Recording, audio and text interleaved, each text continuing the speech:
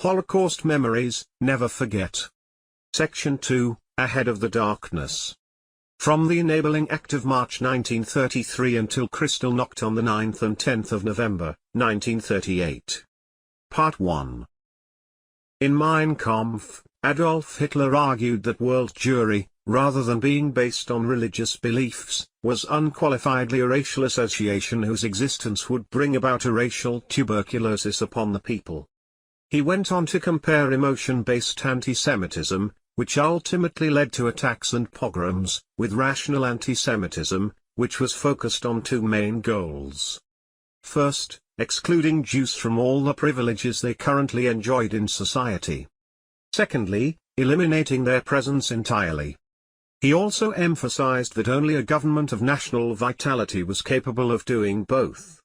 Within a few months of being named Chancellor, Adolf Hitler was in absolute control of such a government and had thrust himself into being the ruthless, undisputed leader of approximately 67 million Germans, most of whom longed for a Jew-free Germany as much as he did.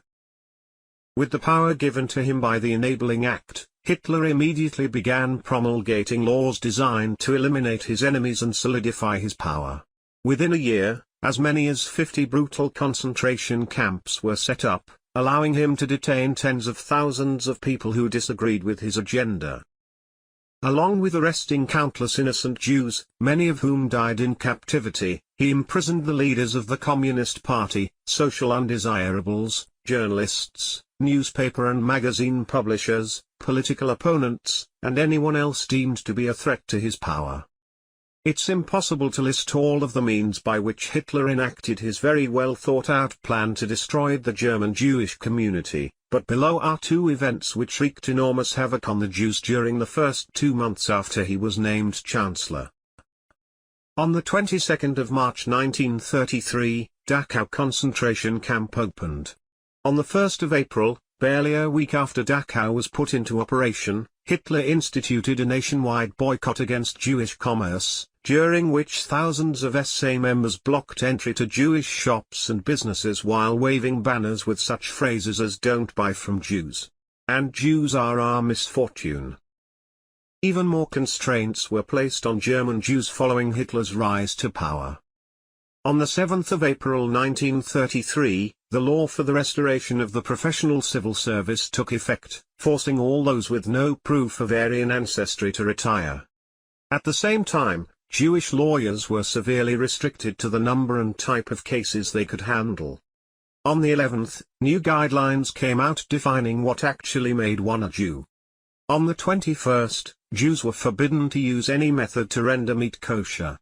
On the 25th, the total percentage of Jews allowed in German public schools was cut to 1.5% of the entire student body, with some exceptions raising it to 5%. Additionally, many Jewish doctors lost their access to pharmacies and hospitals which were part of the national health system. On the 26th, Hermann Göring created the Gestapo, a heartless group of Nazis who had the right to investigate anyone for any reason and arrest them without due cause. Hitler met with two of Germany's top bishops and assured them that he would continue the Roman Catholic Church's tradition of suppressing and attacking Judaism in all its forms, and more than one historical source said that their meeting was cordial and productive. 4 days later, on the 30th of April 1933, Jewish sports teams were banned.